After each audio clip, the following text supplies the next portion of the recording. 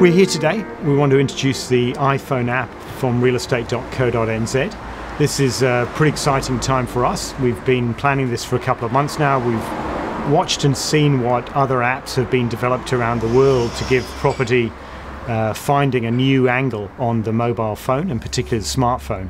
And we've chosen the iPhone because it's the most actively used of all the application smartphones in New Zealand. There's somewhere around 200,000 at the moment, so it's going to have a ready audience. The app is totally designed around the idea of discovery. It's not just taking a website and putting it on a phone as a mobile device. It's actually helping you find property when you're out and about and you want to be really active. It's available now from the iPhone. It's free of charge, and as would be expected from realestate.co.nz, it's got the most comprehensive selection of property available. So there's something around 45,000 properties right there on your phone, able to be looked at wherever you are in the country.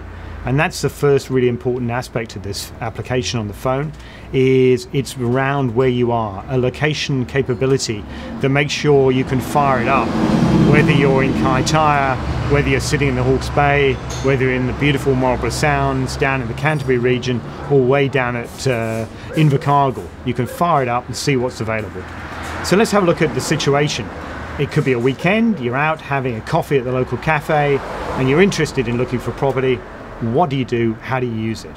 So Tammy's going to help us and demonstrate how to use the app, and we can highlight some of the features of the app. So booting it up from the page gives you the first picture, and often that's going to be a property that's really just around the corner. We select properties within 1K radius. Firing up the near me is the most important button to give you a view of what's available roundabout. So in this case, this is looking at really around 1 to 2 kilometre radius, and we can already see property are available in this area. Open homes are differentiated with a really nice cool flag. Other property that's on the market have a little red indicator. You can zoom in or zoom out, which enables you to look at a wider area. As you zoom out, the red pins cluster to form blue circles, which indicate how many properties are available for sale in the area. And each one of those are identified by an individual property, and you can go into the details. As with any kind of application these days, you can refine the search, so you can choose to look for a price range or look for the number of bedrooms. So you can really focus down and find the type of property that really suits. And here's one round the corner in Newell Street. It's open this weekend, and because it's still the middle of the week, worth a chance to go and do a drive-by and see what it looks like. And then whilst we're there, we can also see what the property details are and how we can use the app to view the property in more detail.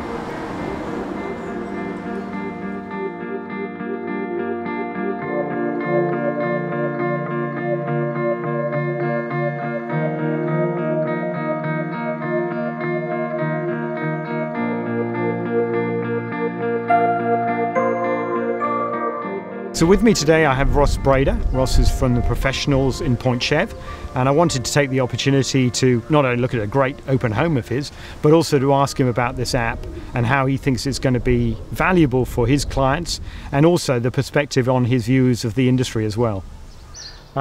So the new app is out. What do you think, first off, the buyers and sellers are going to use this app for, and how much do you think it's going to change things? I think it'll change things a lot. It's really drive into the suburb. If you're already looking in that suburb, switch the phone on and it'll show you immediately where the properties are.